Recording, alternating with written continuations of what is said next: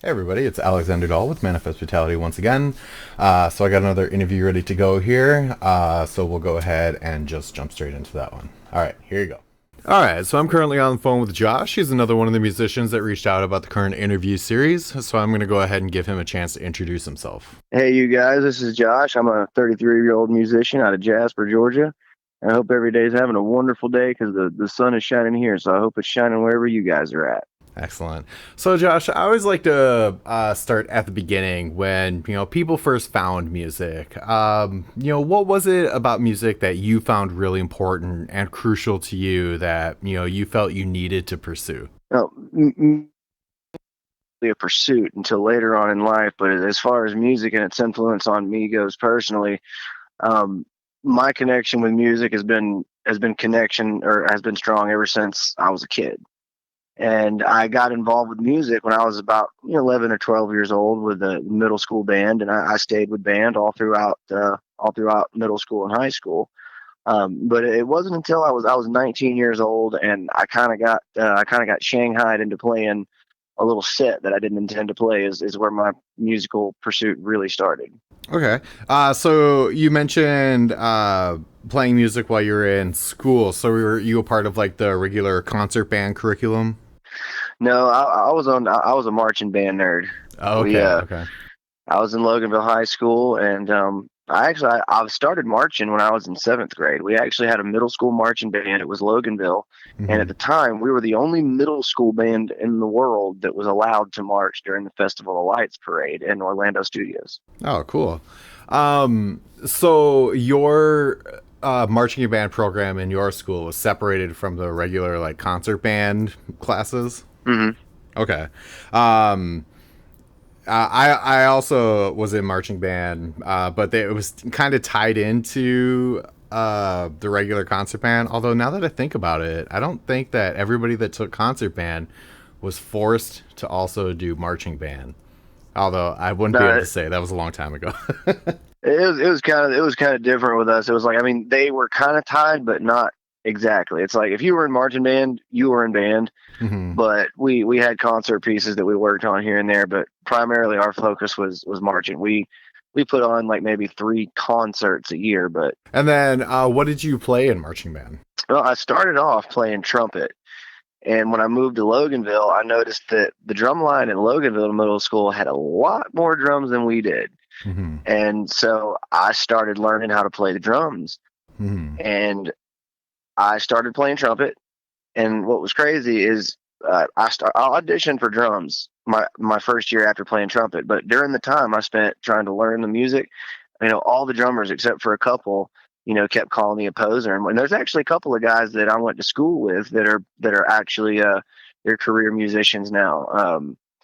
Michael Bond, I went to Loganville with him. He was, I believe, he got his big break when he was in "Woe Is Me," and then after that, he was involved in a band called Issues, and now he is with the band called Wildheart. And he was one of those drummers that always kept pushing me to do better. And he was a very positive role model and a very positive influence on me as a musician goes. Interesting. I just saw a band a couple weeks ago called Issues. I wonder if it's the same band. Interesting. Um, in any case, so you went through marching band. So once you kind of got out of marching band and out of school, did you continue to play drums, and then that's how you started working with bands and stuff? Like how did you pursue it? No, it was kind of like I used to just kind of pick around on my guitar a little bit. I never really did any shows in front of anybody as far as my guitar goes, and I went down to South Georgia to go to this event called the Summer Splash. It's kind of a biker event, Hmm. and a local cover band called Dennis and the Menace usually played, and they were going to let me play with them for a little bit, but a lot of the campers that were at the campsite apparently forgot that when there's 1,000 Harley Davidsons parked somewhere, there's going to be a little noise made. Hmm. So we had to shut down the concert, or they had to shut down the concert early. But before they did that, they're like, me and Billy, the lead singer, got to talking. I was like, well, what if I just did an acoustic set? He's like, oh, dude, awesome. Hmm. So I played the first song I ever played on like in front of a crowd was All I Can Do by Leonard Skinner. Hmm. And then I followed that with another song, and then I ended that with a veteran song I wrote called Back Then.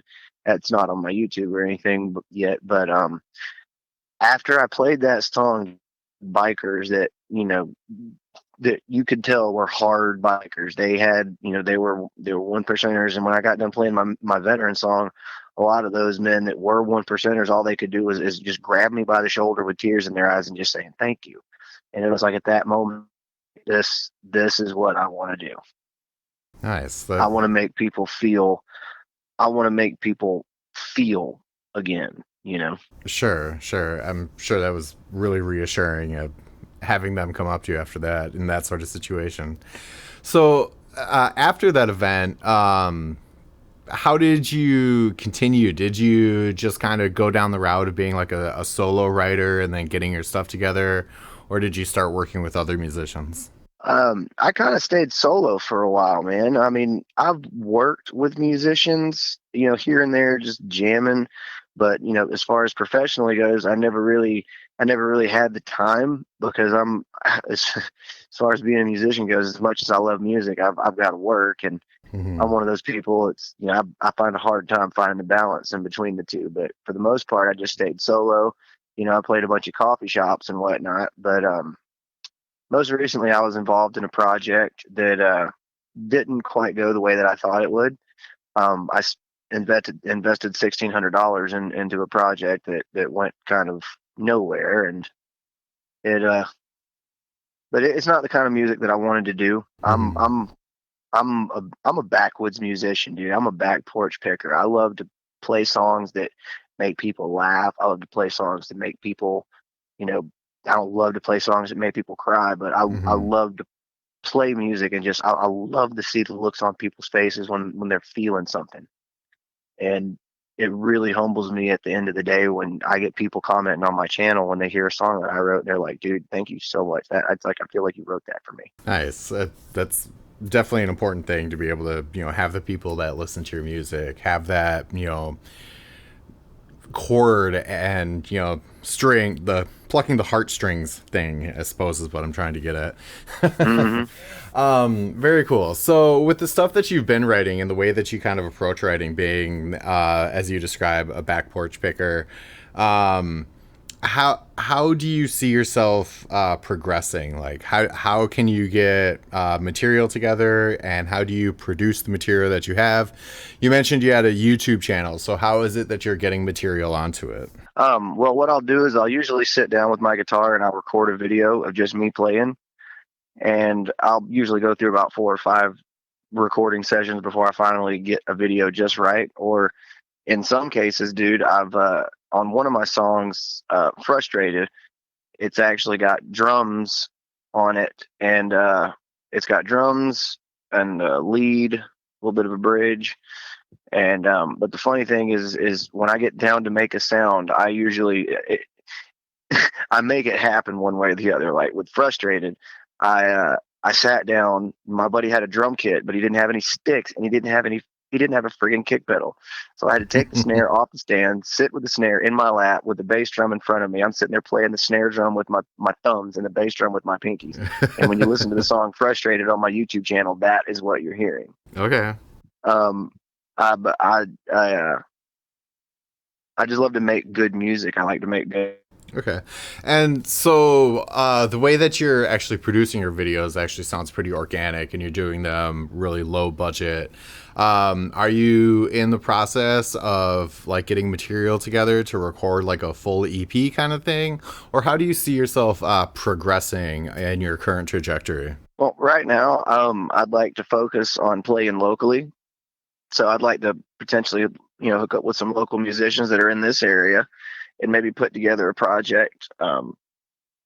Because up here, with everything that's going on in the country and the world, people need to be out listening to music that makes them feel good. And that's Definitely. pretty much what I want to be doing for right now.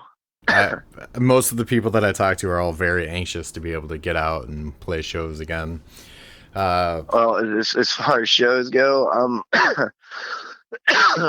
I would really, really love to be able to to link up with somebody in the industry to be a songwriter.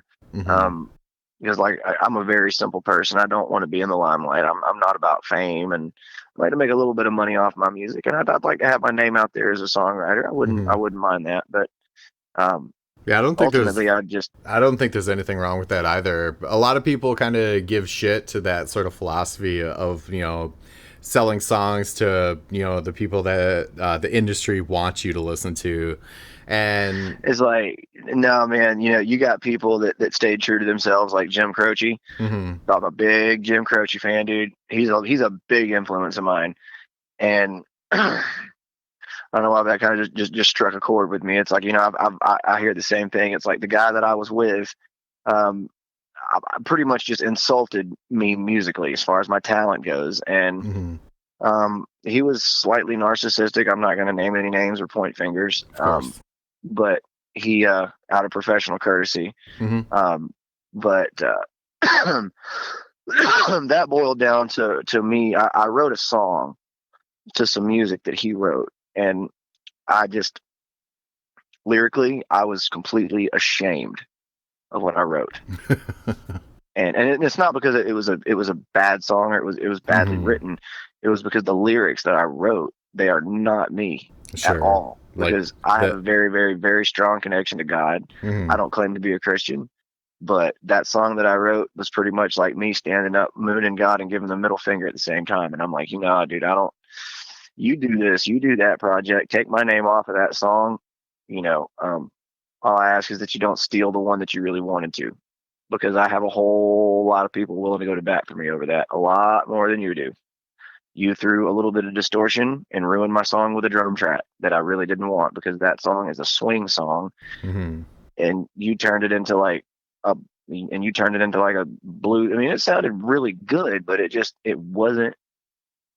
wasn't what I intended for the final product to be. So I guess what really keeps me going is the hopes that I will actually be able to have a finished product. I'd at least like to have one album, Mhm. and I'm working on that album right now. It's called Talking to God, and it's not a religious album by any stretch of the imagination. It's just a list of the songs that I write that just you know kind of help pick me up and get me through the day. Sure. I don't think that's infeasible. People are writing albums in their bedroom, all the time. A lot. That's what like most of the people that I've been talking to have been saying that they're doing. Independent recording. These days, it's super cheap to have your own in-house recording setup, so you don't got to go to a studio and stuff. It's definitely possible. Well, just out of curiosity, were you able to check out my channel at all? I have not yet. Well, I highly recommend that you do, man. I don't know what you're going through personally in your life, but if there's anything bothering you or weighing you down or something, I highly recommend checking my channel out, dude. It's called Backwood Beaches, Hmm. and yeah, I'd like for you to have a little bit of personal experience on my channel, with it. That way, you can kind of give a little bit of feedback as well. Sure, yeah. I definitely always check out the music of the people that I do the interview for, particularly like when I'm getting links and stuff ready to like post on the video. So I definitely will spend some time there listening to some music. All right, I'll send you a couple of links. Uh, okay.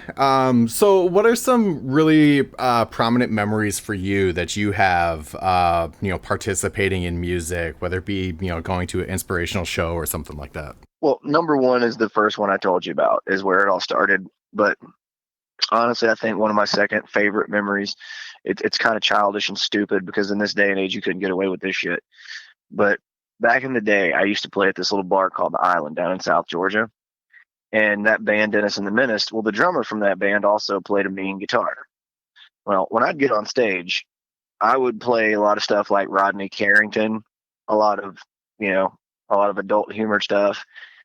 And I songs by him, like the song Gay Factory Worker. But before I would get on stage, I would be like, just to let you guys know, if there's anybody in the audience that gets easily offended, please either don't listen or leave.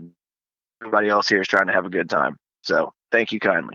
And I'd play that song, and dude, every gay person in that audience would be falling out of their chair laughing, and all the straight people in the audience would be looking around like, oh my god, should we laugh at that? Is this right?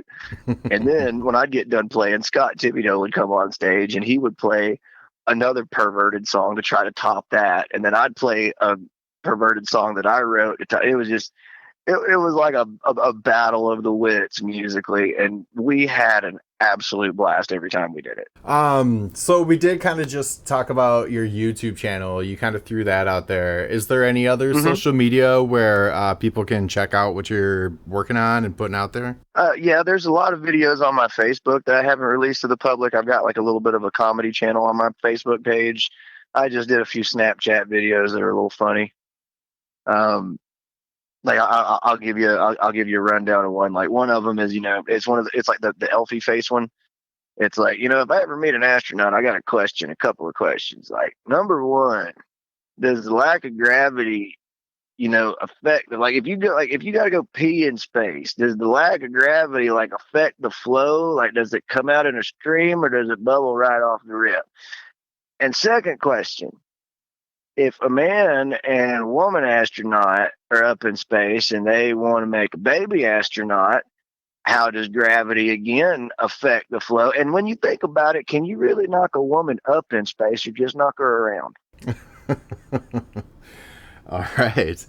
Um, on that note, I always like to give the person that I'm interviewing the opportunity to put out their last word. So, like, if you just want to put out a message that you kind of feel really resonant about and strong about. Nobody should ever give up hope in music, no matter what the dream is. It may not happen, but then again, that's why it's a dream. But the best thing to do is never quit pursuing it. Because if you do, you'll never see it happen.